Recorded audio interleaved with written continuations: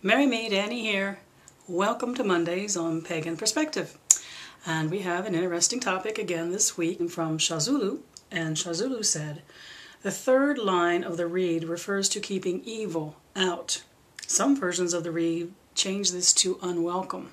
Which do we think is more reliable, and do we have a problem with reference to evil spirits? So all week long there's been a song that's been going through my head. It's been a strange mantra to live with for the week, and I could almost place money on the fact that DR and Feather may be familiar with this, and I don't think anyone else here is old enough for it. But all week long the song, which has become a mantra, has been coming through my mind all week, and it goes back to 1969. So come back with me to 1969 as I chant, out, demons, out, dun dun, out, demons, out, dun dun, out, demons, out. And most of you weren't even born in 1969 to know it was an anthem for my generation.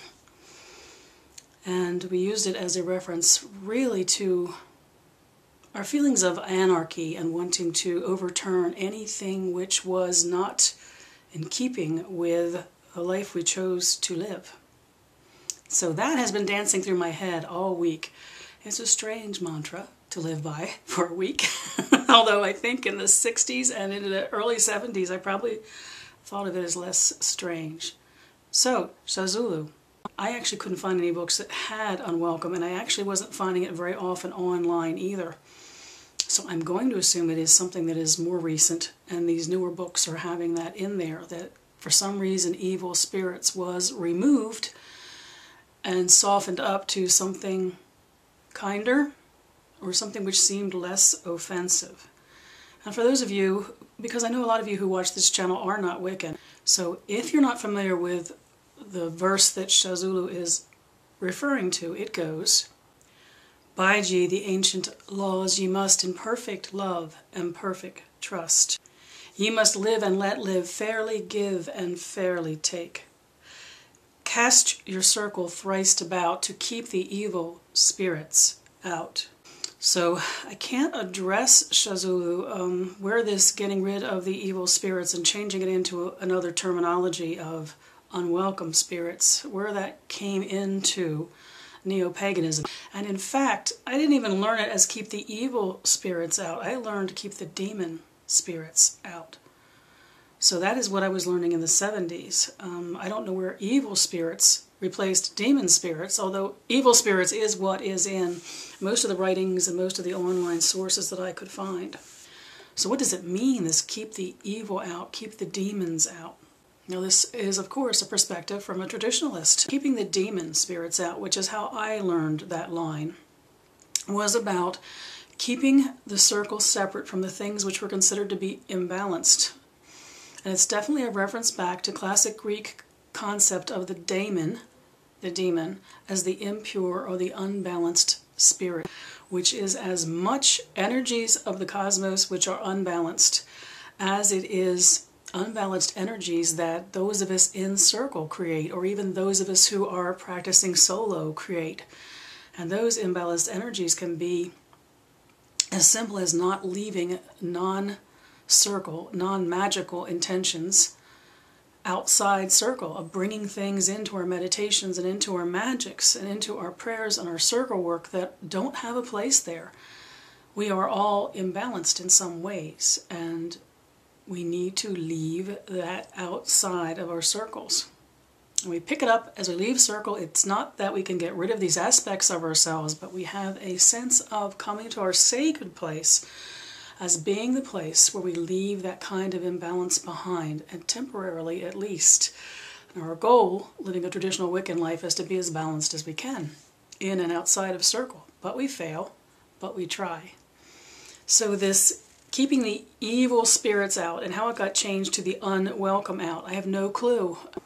It wouldn't be too terribly different, the unwelcome spirits replacing evil or demon spirits, in the sense of the things in ourself which are imbalanced or unwelcome in circle. So I wouldn't be highly offended at the phrasing of unwelcome spirits. I don't know that the three uses of demon, evil, or unwelcome are terribly different. So there's my brief thoughts on that. Valera Childers, who asked very simply, at least in What Kara sent us, what is evil? So there's another important aspect to it. Perhaps the reason why evil left that phrasing was because we couldn't agree on what evil was in the neo-pagan world. There is no confusion about it in traditional Wicca. One of the things that was fascinating to me when I started meeting book-learned and cyber-learned pagans is when they are asked if they believe in evil, there is an answer they all give. Notice I'm saying they. I'm talking about someone other than me, and these are my brothers and sisters, but there is a set answer, like a tattoo, that people have written on them that they reply. Oh, we don't believe in evil, but we do believe in the potential of every person to do both good and disconnecting things, the things which connect them and the things which disconnect them. And that is just not my frame of reference when it comes to this concept of evil. Here's my take on that. As a traditionalist, I believe that the god and the goddess of the Wicca exist because we believe in them. We have, in the traditional circles, honored them in a certain way and believed they were a certain thing.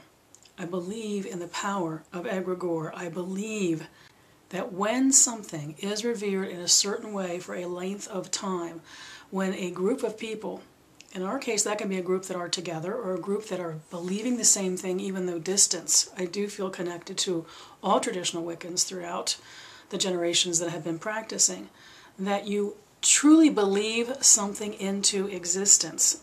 I believe that. I believe the god and the goddess of Wicca exist because we have revered them in a certain way and held them up to be a certain thing for so long that our actual energy in that belief has created them. Now the power of an egregore is, it will then take on a life of its own. It's not like it's something that can only be manipulated or controlled or predicted by those who created it, because indeed the belief level at which I hold for these kinds of things, once it is believed into existence, it does take on an existence of its own. Most traditional Wiccans have some sense of what this egregore is, what comes out of a community that believes in a certain thing, and therefore that thing begins to exist. So it makes no sense to me that that same community would then say that evil cannot exist. Because if you can believe in something that is good and pure, and by believing it you make it so, there is no reason to my mind you cannot also believe disruptive energy into an existence. That doesn't mean I think that the world is full of evil and that evil is waiting to attack us and attack our circles, because I believe that in the end the power is love. Goddess tells us her law is love. From her all things proceed, and to her all things must return. Which means to me, as a believer in the god and the goddess of Wicca, and in the creative power, the creative energy of that religion, is that when disruptive energy that has been created by an egregore comes in contact with the energy of love, in the end it yearns to be reunited with that. It's the source from which it came. I do see the natural law of the universe is about unity and harmony. It is not about discord. I also see that egregores of harmful intent, or whatever we would conceive of as evil, my experience of it has been that there's not enough consistency in the kind of mind that creates disruptive energy for it in the end to have staying power. It is out there. I have had experiences of meeting it in the physical world and at the astral level, and I have found that my belief in the power of harmony and the power of unity, in the face of sometimes some pretty scary things I've run into, I have been able to stand strong in the face of it, and it has not been able to stand strong in the face of me. My theory is nothing more than a theory. We don't know what any of this is. We know what we have experienced, and in a way it's a curiosity and it's an exploration. And what I have experienced is these sentient entities of discord, of chaos, of intent to harm exist. I believe they exist as the benevolent gods because they have been created by a mindset of repeated reverence and worship over time. I personally believe that if that is what evil is, and it does feel like it can be alive and separate and sentient to me, and I have to believe that, or I could not believe also in the egregore of what created the god and goddess that I adore, the god and the goddess of Wicca. If that can be done, why could one also not, especially in concert with other believers in the same thing, create an egregore which is not of positive intent, which is of disruptive intent? At first, when you come into it, it feels like the two ends of the magnet that push away from each other. A feeling of that energy being disconnected and pushing itself away from, almost without having any control over that. But standing firm in the face of that, I have in every occasion in my life, no matter how disconcerting the experience has been, when I have stood firm, trusting in my own belief and what my own belief has created, it's almost like the magnet reverses and that energy is drawn to. I truly believe that the natural law of energy is to be united, not to be disconnected. So while the minds of some human folk might create these entities, these egregores, which would be considered evil because they have the intent to cause harm, once they're on their own and they're face to face with unity, they just don't stand in the face of it. Now, I don't mean there aren't times which it doesn't feel like they rule. There are just too many examples in my life of places where a certain group in a community, certain lessons we can take from history where there is a spirit that moved on the land, which I would have no problem calling evil. If evil is something which is separate from our creation of it, which is an energy of disconnection, of discord, of intent even to harm, I have no problems conceiving of such things existing. So very often when I hear that pat answer by fellow Wiccans that we don't believe in evil, I'm like, well then, you must also not believe in the god and the goddess of Wicca. I do think some of it comes from what one has experienced in life, what one has stood in the face of, what one has experienced in the physical world, and at the astral energetic level, that once you start meeting some of these energies,